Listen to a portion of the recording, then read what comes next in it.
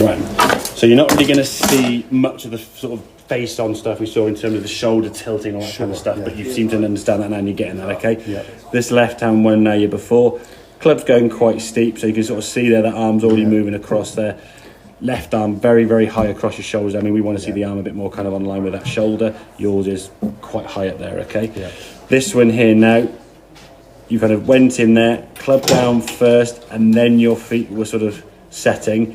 Ideally, you did it again, both hands on the club, grip, and then once you've got that tilted thing, and the fact your shoulders, we can see here now, are pretty square to target, it means this shoulder's under. You can't have the shoulders square unless this left arm sort of like this, for example, which would make it look very awkward, okay? So you're getting your body in a better position, then you set your feet around that, and then the swing thought, the swing feeling now is taking this shoulder, this hip, knee and everything else, and just get it out of the way, open and close the door, Okay. So once you sort of swing the golf club back here now, that right sort of moving now, we can see your left arm there is more across your shoulders, So now that club is swinging in a much more underneath, flatter plane. If we look at this left hand one now, when you come back down, close these lines out the way, when you're coming back down, there's kind of your pattern. The shaft is kind of there. That's a bit of a swinging line. You can see the club's way outside the golf ball there now, coming at the golf ball there, coming across it, swinging left. And again, you've kind of got used to where the ball was, and actually a reasonably middle club strike. But chances are it's going to be behind the ball, hitting the ground early, So what you've got to try and do there now is the feeling of that club is now worked further behind you, so it's going to stay behind you. If we watch as that club comes back down now, it's still on the steeper-ish side, but look at that club relative to the path of the golf ball there. If I put that in there and zoom these out of the way, I go back a frame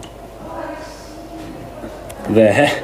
Wow. Look at the difference in the shaft there. Massive. That's got a chance. Now, a couple of times you will hit the ground a bit behind the ball because we are changing your angles. The feeling was just to miss the outside ball.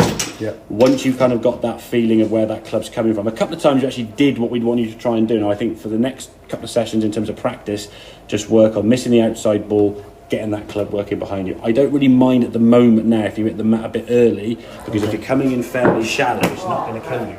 Even on the golf course now, the ground's softening up, it's still quite soft, but if you're coming on a shallow angle, you'll still be okay. You'll get more of club on ball. So when you're coming down that way, you just chop into it, it's just no chance at all.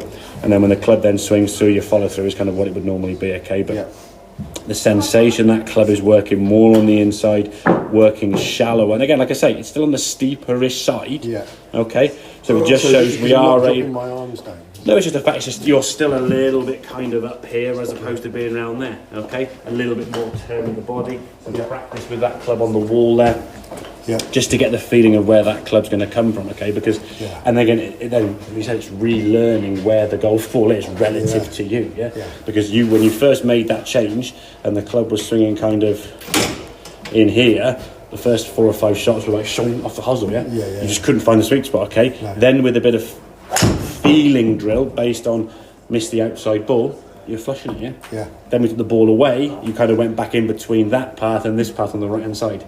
Then you went back to the ball there, and the path improved again.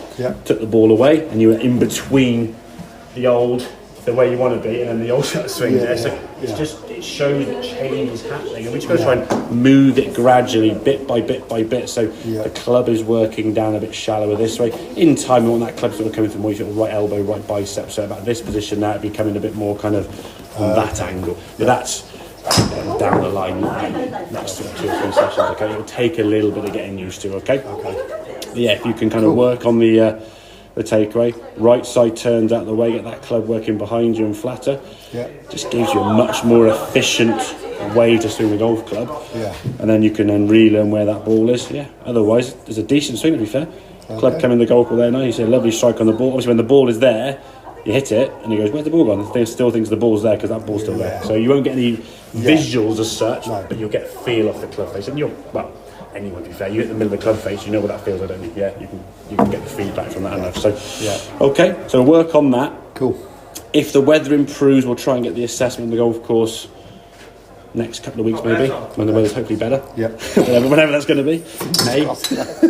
And we can then just see in some ways it'll be quite good. We can see how you play with this out on the golf course anyway.